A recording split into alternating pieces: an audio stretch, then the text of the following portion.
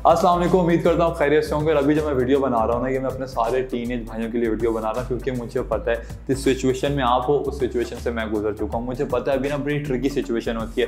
बहुत सी ऐसी चीज़ें होती हैं जो आपके फादर को या आपके बड़े भाइयों या कोई भी आपकी फैमिली में जो एक एल्डर मेल सिबलिंग होता है या कोई भी मेल एक फादर फिगर होता है, उसको आपसे वो चीज़ें डिस्कस करनी चाहिए। लेकिन अब आप ये बोल रहे हैं हमारी सोसाइटी में थोड़ी एक झिझक होती है, हमारे कल्चरल वैल्यूज़ होते हैं, शर्म आती है, एक दूसरे से बात नहीं करते, हेजिटेशन होती है, बहुत सी ऐसी चीज़ें डिस्कस नहीं होती। लेकिन आज इस वीडियो में आपका बड़ा भाई होने के नाते मैं वो सारी चीज़ें डिस्कस करूंगा जो शायद आपके अब्बू भी आपसे डिस्कस ना करें। अच्छा, तो यार वीडियो स्टार्ट करने से पहले disclaimer to all the female viewers के जितनी भी खवातीन हैं, थोड़ी बहुत ही होती हैं जो मेरी वीडियो देखती हैं, वो मेरी अम्मी भी हैं, आंटीज़ भी हैं, कोई मेरी फीमेल दोस्त भी हैं, कोई रैंडमली कोई भी है जो भी, वो प्लीज़ यार ये वीडियो आप ना देखें, क्योंकि इसमें जो है ना वो बातें होने वाली हैं थोड़ी खुल के, थोड़ी मैन टू मैन, थोड़ी वॉइस टॉक होने वाली है, और मेरे ख्याल से वो आप ना सुने तो बेहतर है।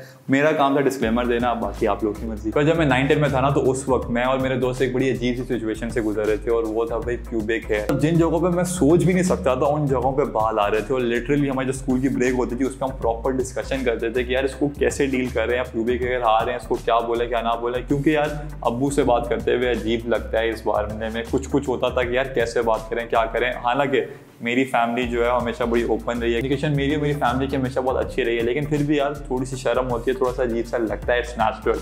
लेकिन एक दिन यहाँ मैंने जाके जरा अब्बू से डिस्कस कर लिया, उन्होंने खैर मुझे जाके रेजर दे दिया, उन्होंने थोड़ी चीज़ें भी समझाई कि यार इसको ऐसे करना वैसे करना, ये चीज़ ध्यान से करना, वो चीज़ें सारी इन्फॉर्मेशन मैंने अपने जाके दोस्तों से शेयर कर दी। फिर उन्होंने भी अपने पेरेंट्स से, अब्बू से, किसी से फैमिली डिस्कस कर लिया कि भाई हमें रेजर चाहिए, या जाके खुद उन्होंने रेजर ले लिया। लेकिन ये तो हो गया जब आपको नया नया पता चल रहा होता है प्यूबिक हेयर से डील कैसे करना है, प्यूबिक हेयर आ रहे हैं तो आपको शेव करना है, ये तो आपको सब पता चलता है। लेकिन अब मैं आपको बताना चाहता हूँ कि सिर्फ एक तरीका, वो शेविंग का तरीका नहीं होता जिससे आप अपने प्यूबिक हेयर रिमूव कर सकते हैं। आपके जो भी एक्सेस हेयर होता है, मैनस्केपिंग होती है, सिर्फ शेविंग से नहीं होती। हमारे यहाँ पाकिस्तान में मेरे ख्याल से 90% लोग सिर्फ शेव ही करते हैं, अपने आर्मपिट एरिया, अपने प्यूब्स एरिया, बाकी भी पूरी मैनस्केपिंग सिर्फ शेव ही करते हैं, क्योंकि मेरे ख्याल से यहाँ सिर्फ ना शुरू से एक रेजर का ट्रेंड रहा है। लेकिन जब आप रेजर यूज करते हो, जब आप शेव करते हो ना, तो इनग्रोन हेयर के मसले, रेजर बर्न्स, और 1-2 दिन के बाद जब रीग्रोथ हो रही होती है, वो जो इचनेस होती है ना, वो बहुत खतरनाक होती है। इसलिए आई स्टार्टेड ट्रिमिंग, मतलब मैं अपने आर्मपिट एरिया, अपने प्यूबिक एरिया, मैं अपने कोई भी चेस्ट हेयर वगैरह, मैनस्केपिंग जितनी भी होती है ना, वो मैं ट्रिम डाउन करता हूँ। आई यूज अ ट्रिमर, और ट्रस्ट मी वो बहुत ज़्यादा बेहतर होता है। It's faster, it's quicker and it's safer. आपको डर नहीं होता कि यार कोई चीज़ आप नहीं कर दोगे, कट लग जाएगा के लिए, बल्कि वो आर्मपिट्स एरिया हो, चेस्ट एरिया हो, प्यूबिक एरिया हो, जितने भी हो, मैं अपना ट्रिमर यूज़ करता हूँ। लेकिन जो आपके कपूर एंड सन्स की जो बात आ जाती है, वो एरिया जो होता है ना, वो बड़ा स्क्विशी सा होता है, बड़ा डेलिकेट एरिया होता है, और उधर आपको ट्रिमर यूज़ नहीं करना चाहिए, क्योंकि मैं बहुत दफ़ा बता चुका हूँ। लेकिन अगर ट्रिमर के अंदर स्किन फंस गई तो बड़ा मसला हो सकता है, अज़ियतनाक स्किन हो सकता है, उधर आप एक रेजर यूज़ कर सकते हैं। अब आ जाते हैं कि भाई आपको ट्रिमर यूज़ करो, शेव यूज़ करो, तो कैसे करनी चाहिए। हमेशा मेक श्योर पहले आप ट्रिमर यूज़ करें, पहले आप रेजर यूज़ करें। जिस एरिया, स्पेसिफिक एरिया में आप यूज़ कर रहे हैं, वो वन डायरेक्शन रखें। ये नहीं कि पहले यूँ किया फिर यूँ किया, इससे आपको दाने होंगे, रेजर बम्स होंगे, तो आपकी डायरेक्शन खराब होगी तो बड़ी चीज़ें खराब होंगी। अच्छा, एक लास्ट मिसकंसेप्शन भी जो बहुत से लोगों को होती है, यार जो रेजर होता है बड़ा सस्ता सा होता है और ट्रिमर बड़ा महंगा सा होता है। तो टू बी वेरी ऑनेस्ट, आपको एक बॉडी ट्रिमर के लिए ना कोई बहुत महंगी चीज़, कोई बड़े महंगे ब्रांड पे स्पेंड करने की जरूरत नहीं है। मेरे ख्याल से 1000 रुपये का एक ट्रिमर आ जाता है, अच्छा, जो आपको लंबा टाइम तक चलता है, लिटरली वो आपके 1-2 साल निकाल देगा। मेरा भी बॉडी ट्रिमर है, बड़ा नॉर्मल है, वो जीरो की बस मशीन हो कि आपको जितने भी मिनिमल आपको अपने बाल करने आप कर सकें, वो आपको अच्छा खासा टाइम निकाल देता है। और आपको रेजर भी 30-35 रुपये का पड़ता है, जो आपको आई थिंक हफ्ते में 1 दफ़ा यूज़ करना पड़ता है, 2 हफ्ते में तो 1 दफ़ा यूज़ करना पड़ता है। तो कॉस्टिंग वगैरह पे निकालने पे आओगे तो पता नहीं क्या सीन हो जाएगा। लेकिन ये एक मिसकंसेप्शन है कि बड़ा चीपर होता है। हाउएवर अगेन, ट्रिमर यूज़ करना, it's faster, it's quicker, it's cheaper, and I would definitely recommend. जो इचनेस वाला पार्ट होता है ना, आपको उसकी वजह से वो नहीं होगा। तो ट्रिमिंग मैं आपको सजेस्ट करूँगा कि आप अपने फादर से या जो भी, क्योंकि अभी आप इस चीज़ में आ रहे होंगे, अगर वो आपको रेजर ला के दे रहे हैं, आप उनको बोल देंगे मुझे जरा ट्रिमर ला दें, हम ट्रिमर यूज़ करना चाहेंगे, कोई ऐसी मसले वसले की बात नहीं होगी, वो समझ आएंगे, लड़का बड़ा हो गया, ज़रूरतें हैं। तो सेकंड मोस्ट इंपॉर्टेंट थिंग जो मैं चाहूँगा आप मेरी बात सुने और समझे, वो होती है भाई स्मोकिंग एंड ड्रग्स। मतलब जब भी पेरेंट्स स्मोकिंग एंड ड्रग्स के बारे में बात करते हैं ना, तो वो कभी भी सही तरीके से समझा ही नहीं पाते अपने बच्चों को कि यार आपको क्यों ये चीज़ अवॉइड करनी चाहिए। ये ज़रूर बोलेंगे कि देखो ये नहीं करो, हमारी तरबियत ऐसी नहीं है, आप छिचोरे थोड़ी, छिचोरे लोग ऐसे करते हैं, या ये बुरा होता है, लेकिन एक प्रॉपर एक प्रैक्टिकल रीज़न नहीं देते कि क्यों उनको स्मोकिंग एंड ड्रग्स अवॉइड करना चाहिए। बेसिकली जब भी पेरेंट्स अपने बच्चों से बात कर रहे होते हैं तो वो समझते हैं कि अभी भी जो हमारे बच्चे हैं, आपके लिए तो वो बच्चे होते हैं, लेकिन अब वो छोटे बच्चे नहीं रहे, अब वो यंग एडल्ट बन रहे हैं, वो मैच्योर हो रहे हैं, क्यूरियस होते हैं। जब तक आप उनको समझा नहीं पाओगे कि क्यों आप उनको किसी चीज़ से रोक रहे हैं, उनको पता करना होगा कि भाई ये चीज़ में क्या है, हमें क्यों रोका जा रहा है, हमें ट्राई करनी है। तो इसलिए आराम से उनसे प्रॉपर्ली बैठ के बात करें कि भाई क्या मसला होता है। अब जब स्मोकिंग की बात आ जाए, स्मोकिंग में मैं आपको सिगरेट्स, शीशे, वेप वगैरह ये सारी चीज़ों पे मैं डिस्कस करना चाह रहा हूँ। 90% लोग जब भी पहली बार स्मोकिंग करते हैं ना, वो या तो तफरी कूल लगने के लिए करते हैं, तफरी के लिए करते हैं, या पीयर प्रेशर में 3 दोस्त कर रहे हैं, आप अकेले बैठे हो, आप नहीं कर रहे, आप बोलते हो मैं भी ट्राई कर लेता हूँ। ठीक है, आपने एक दफ़ा ट्राई कर लिया, बड़ी क्यूरियस एज होती है, लेकिन एक दफ़ा ट्राई किया, फिर वापस उस एज में ना कूल लगने का बड़ा शौक होता है, फिर आप दूसरी बार करते हो, फिर तीसरी बार करते हो, और आप कभी स्मोकर थे ही नहीं, लेकिन पता करते करते आप एक चेन स्मोकर बन जाते हैं। And 5 year down the line फिर आपको समझ आती है कि यार ये कितनी एक बुरी आपकी एडिक्शन बन जाती है। एक चीज़ जो आपने दोस्तों के साथ कैंटीन के बाहर, स्कूल के बाहर या कहीं भी खड़े हुए की थी, अब वो आपकी एक एडिक्शन बन चुकी है। नॉट स्मोक, लेकिन इसका ये मतलब नहीं है कि मैं आसमान सोच रहा हूँ, दूध का धुला हूँ, मतलब मैंने कभी ऐसा कुछ नहीं किया। भाई मैं भी जब अपनी क्यूरियस एज में था, मैंने स्मोकिंग ज़रूर ट्राई की, लेकिन मुझे पर्सनली वो एक बड़ी फजूल चीज़ लगी थी। मुंह का जायका ख़राब हो रहा है, और थोड़े से निकोटीन के हिट के लिए, थोड़े से जो एकदम वो जाके लगता है, उसके लिए मैं अपनी एक इतनी लंबी एडिक्शन बना लूँ जो मुझे सालों सालों तक चलती रहेगी, जिसके लिटरली कोई भी मेरे अपने जो दोस्त हैं, वो हाफ ऑफ माई फ्रेंड्स वो स्मोकर्स हैं, और प्रॉपर चेन स्मोकर्स हैं वो लोग, लेकिन उनमें से कोई भी ऐसा नहीं कि बदतमीज़ होता है। स्मोकिंग का मतलब ये नहीं होता कि आप छिछोरे हो गए, आप बदतमीज़ हो गए हो, या आप एक अच्छी फैमिली से बिलोंग नहीं करते। ये हमारे फैमिली, हमारे पेरेंट्स बोलते हैं ताकि बच्चों को रहे कि हाँ यार नहीं करनी चाहिए, वो सीन ही है। लेकिन जितने भी मेरे दोस्त हैं, वो कभी अपने किसी नॉन स्मोकर दोस्त को, या जो भी इंसान का बच्चा जो स्मोकिंग करता है ना, वो कभी भी किसी नॉन स्मोकर को ये नहीं बोलेगा कि आपको स्मोकिंग कर लेनी चाहिए।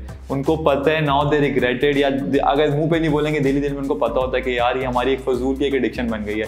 लिटरली बहुत से ऐसे लोग होते हैं जिनके स्मोकिंग ब्रेक के बगैर उनसे काम नहीं होता।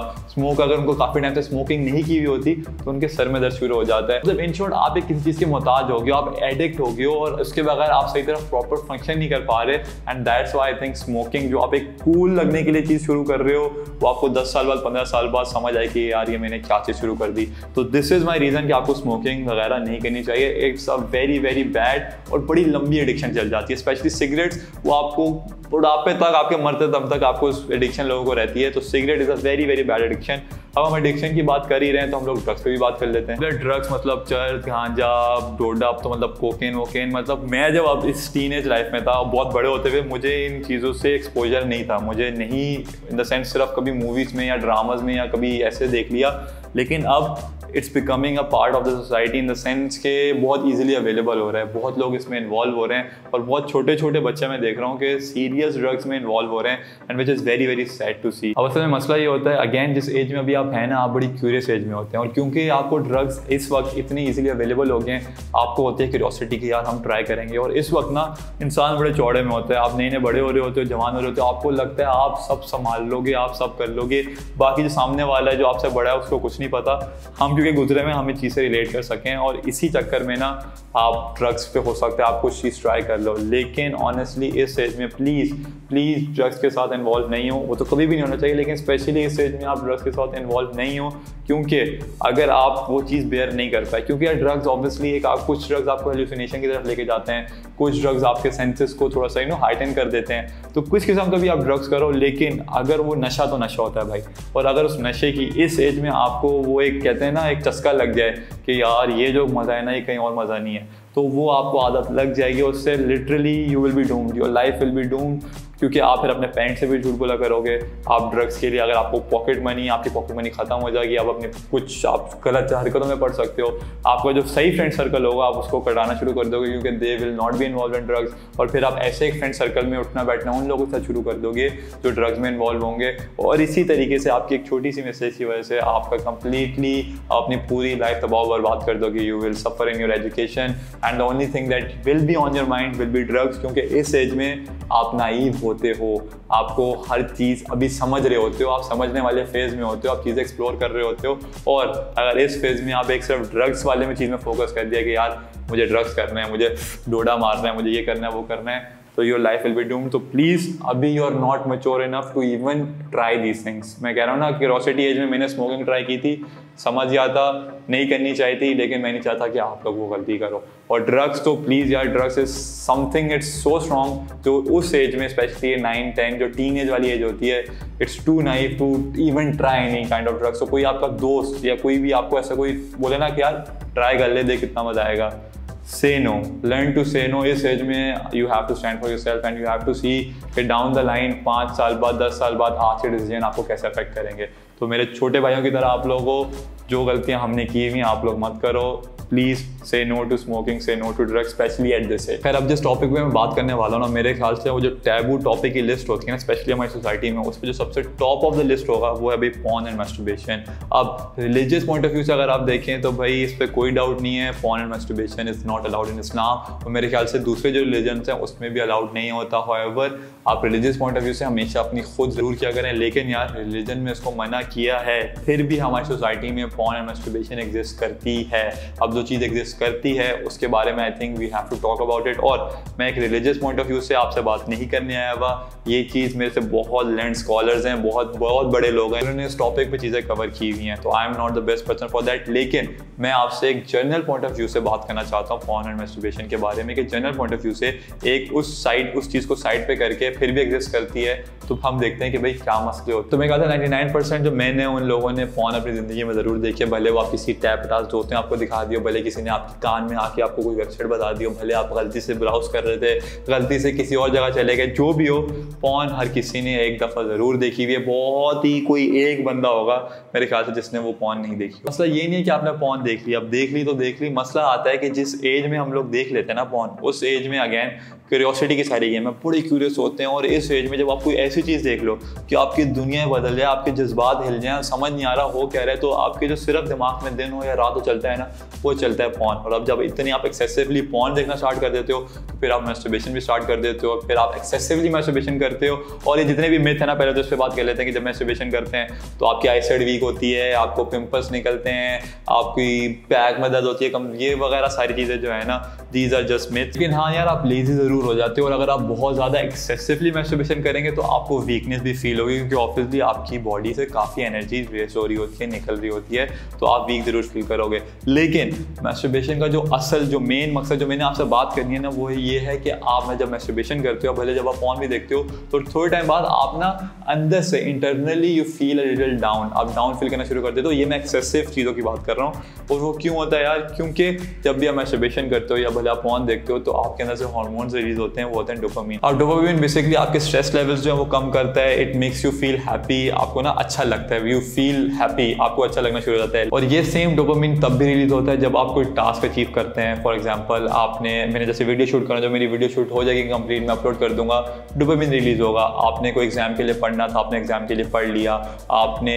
कोई गाड़ी लेनी थी, या कोई भी AYD कोई भी टास्क को जो आप फुलफिल करते हो ना, तब भी डोपामिन रिलीज होता है। लेकिन जब मैंने आपको टास्क की लिस्ट बताई है, इन सब में चीज़ों में मेहनत लगती है। फॉर एग्जाम्पल ये वीडियो शूट कर रहा हूँ, ये वीडियो की मैंने पूरी स्क्रिप्ट बनाई थी, इसको मैं अभी शूट कर रहा हूँ, इसको बैठ के मैं एडिट करूँगा, इसको बैठ के फिर मैं अपलोड करूँगा, तो there is a whole process, मेहनत लगती है। उस मेहनत से मैं जो डोपामिन, जो मुझे सेटिस्फैक्शन मिलती है, मैंने अर्न की हुई होती है। लेकिन जब मुझे ये इतनी मेहनत से एक मुझे डोपामिन मिल रहा है, और फिर इतना ईजी एक्सेस है, मैंने लैपटॉप पे बैठ के खोला भाई दिस, और मुझे देख लिया, मैंने पूरी पॉर्न देख ली, मैस्टरबेशन कर लिया 5 मिनट में, और मुझे वो डोपामिन मिल रहा है, तो मेरी मोटिवेशन टू वर्क जो है ना, वो कम हो जाती है। मेरी motivation to get that dopamine वो कम हो जाएगी, और आप ना डाउन फील करना शुरू कर दोगे। जो आपकी मेहनत करने की मोटिवेशन होती है, चीज़ों में एफर्ट डाल के आपको जो उसका प्राइज मिलता है, जो उसका रिवॉर्ड मिलता है, उसकी आदत जो है ना वो कम हो जाती है। तो इसलिए मैस्टरबेशन जो पॉर्न है वो भी एक किस्म की एडिक्शन ही है। तो आप ट्राई करें कोई भी ऐसी एडिक्शन जो चीज़ आपको कंट्रोल कर लिए, भाई स्मोकिंग और ड्रग्स हो, पॉर्न और मैस्टरबेशन हो, आप उसको अपने ऊपर हावी ना होने दें। Don't let these things control you. Last चीज़ जिसके बारे में मैंने आपसे डिस्कस करना है वो होता है भाई चेंज, और इस चेंज में ना काफ़ी चीज़ें इनकॉर्पोरेट हो जाएंगी। अभी जो एज होती है ना, या लेट टीन्स वाली, ये ना बड़ी एक अजीब सी एज होती है, ट्रांजिशनरी फेज में आप होते हो, मतलब आप नए एक तो बड़े हो रहे होते हैं, फिर आपका माइंडसेट चेंज हो रहा होता है, आपके दोस्तों का भी माइंडसेट चेंज हो रहा होता है एट द सेम टाइम, फिर अक्सर केसेस में होता ये है कि 6 महीने पहले तक जो आपके दोस्त थे, जो बड़े आपके जिगरी दोस्त थे, अब जो है ना आपको उनकी कंपनी में मज़ा नहीं आ रहा होता है, एंड वाइस वर्सा हो सकता है उनको आपकी कंपनी में मज़ा ना आए। तो ये काफ़ी एक नेचुरल सी चीज़ होती है। अब ये मेक श्योर करें कि आपकी दोस्तियाँ अपनी मेजॉरिटी ऑफ द दोस्त थे आपके उनसे ख़राब ना हो रही हो, बदतमीजी ना हो रही हो, आप लोग लड़ ना रहे हो, क्योंकि हो सकता है कि फिर आपकी जो पर्सनैलिटी, आपका माइंडसेट है वो एक नेगेटिव वे में जा रहा है। लेकिन अगर नेचुरली आप लोग थोड़े से डिस्टेंस हो रहे हो, सलाम दुआ है, सब चीज़ अच्छा है, बस आप लोग एक दूसरे की कंपनी समझ नहीं आ रही, आपके कहीं और दोस्तियाँ बढ़ रही हैं, तो ये एक नेचुरल प्रोसेस होता है। इसमें कोई मसले की बात नहीं है कि यार मेरे दोस्त खत्म हो रहे हैं, ये हो रहा है, वो हो रहा है। इट्स नेचुरल होता है, दोस्तियाँ चेंज होती हैं इस फेज में, ऐसी कोई बात नहीं होती। तो जो इस फेज में एक और बहुत बड़ा मसला होता है जो लोग अक्सर फेस करते हैं, वो होता है आइडेंटिटी क्राइसिस का। असल में सीन ये होता है कि अभी भी ना आप अपने आप को डिस्कवर कर रहे होते हो, आप नई चीज़ें डिस्कवर कर रहे होते हो, आपको पता नहीं होता कि यार आपको अभी ये पसंद है फॉर श्योर या नहीं, बड़े ना आप अनसर्टन होते हो। और इसी टाइम में ना आप चाहते हो कि आपकी दोस्तियाँ वगैरह सबसे अच्छी हों, मतलब ये कहीं ना कहीं आप अपने आप को फिट इन करने की कोशिश करते हो, अडैप्ट करने की कोशिश करते हो। लेकिन इस फिट इन करने की कोशिश में मेक श्योर कि आप गलत लोगों की सोबत में, गलत लोगों की कंपनी में उठना बैठना ना स्टार्ट कर दें। कंपनी होती है उससे काफ़ी फ़र्क आता है आपकी ओवरऑल पर्सनैलिटी का। आप ज़रूर कुछ ना कुछ उनसे पिक करते हो, वो आपसे कुछ ना कुछ चीज़ें पिक करते हैं। तो इसलिए जो आपकी ओवरऑल कंपनी हो, मेक श्योर वो कोई भी लॉन्ग टर्म में आप पे कोई बुरा इन्फ्लुएंस ना आए उनकी तरफ से। एंड मेक श्योर कि इस एज में आप डिस्कवर करें आपको जो करना है, आप अपने ऊपर इन्वेस्ट ज़रूर करें, लेकिन